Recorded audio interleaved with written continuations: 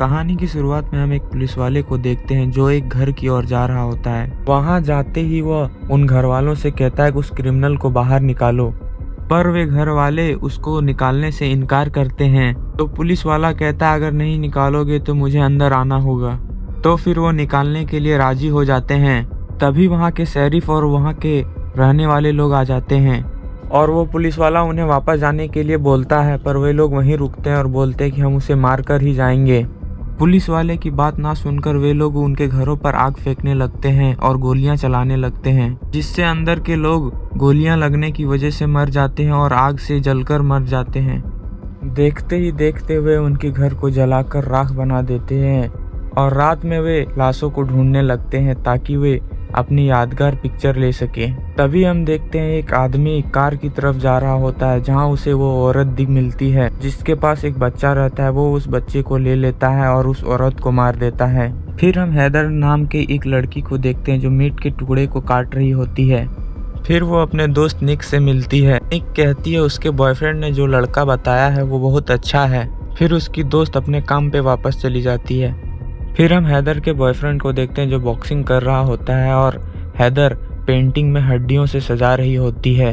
तभी उसका बॉयफ्रेंड बोलता है चलो मेरा आज मूड है। बोलती अभी मेरा नहीं है। फिर वो उसे मनाता है और रूम पर चले जाते हैं और किस करने लगते हैं। तभी कोई उनका दरवाजा खटखटाता है, इससे उनका मूड खराब हो जाता है। फिर उसका बॉयफ्रेंड एक खत लाता है और निक को देता है कि ये तुम्हारे लिए है। जब वो उसे पढ़ती है तो देखती है कि उसमें लिखा होता है कि उसकी दादी की मौत 6-7 दिन पहले हो चुकी है। वो सोचती है कि उसकी कोई दादी तो है ही नहीं। तब ये चीज़ जाकर वो अपने माता पिता से पूछती है तो उसे पता चलता है कि वो अनाथ है और उसे गोद लिया गया था। फिर वो वहाँ से जाने लगती है और जाकर अपने बॉयफ्रेंड को ये सारी बातें बताती है और कहती है कि मुझे अब दादी के यहाँ जाना होगा ताकि मैं कुछ डॉक्यूमेंट्स में अपना साइन कर सकूं। तभी निक के सारे दोस्त वहाँ आ जाते हैं और वे कहते हैं कि हम भी तुम्हारे साथ चलेंगे। फिर वे सारे लोग जाने लगते हैं। फिर वे एक पेट्रोल पंप पर रुकते हैं जहाँ वे कुछ खाने का सामान और पेट्रोल भरवाते हैं। जैसे ही वो आगे बढ़ते हैं डायरल नाम के एक लड़के को ठोक देते हैं, पर उसे ज़्यादा चोट नहीं लगती और वो इसके बदले उसे अपने गाँव ले जाने के लिए कहता है। सुबह में निक कपड़े बदल रही होती है तो डायरल उसे चुपके हुए देखता है। फिर वे लोग उनके घर के पास पहुंच जाते हैं। तभी वहां उसकी दादी का वकील आता है और उसे डॉक्यूमेंट्स देता है और उस घर की चाबी भी देता है और एक खत देता है जो उसे बार बार कहता है कि इसे तुम पढ़ लेना याद से। फिर वे लोग अंदर चले जाते हैं। फिर हैदर अपनी दादी की कब्र देखती है और फिर सारे लोग शॉपिंग के लिए मार्केट चले जाते हैं। डायल वहीं रहता है और कहता है कि मैं नहा के अपना गांव चले जाऊंगा।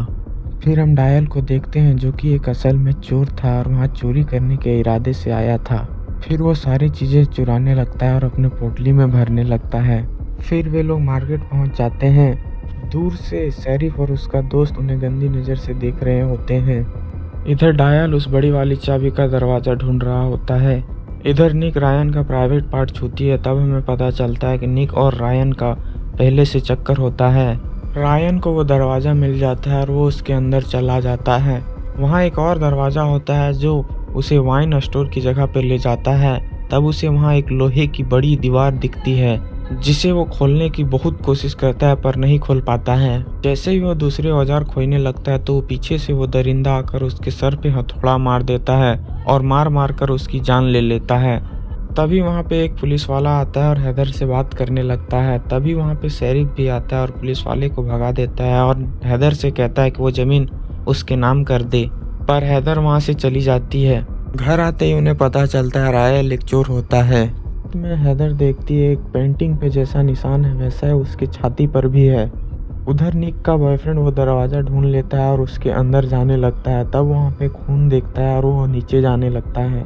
फिर वो दरिंदा उसको भी पकड़ लेता है और घसीटते हुए नीचे ले जाता है।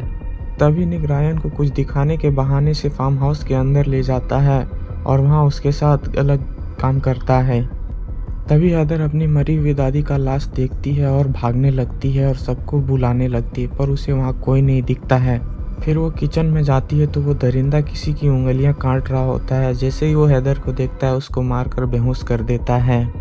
अगर आपको नेक्स्ट पार्ट चाहिए तो कमेंट कीजिए क्योंकि आगे का सीन आपको देखने में बहुत घिनौना लगेगा।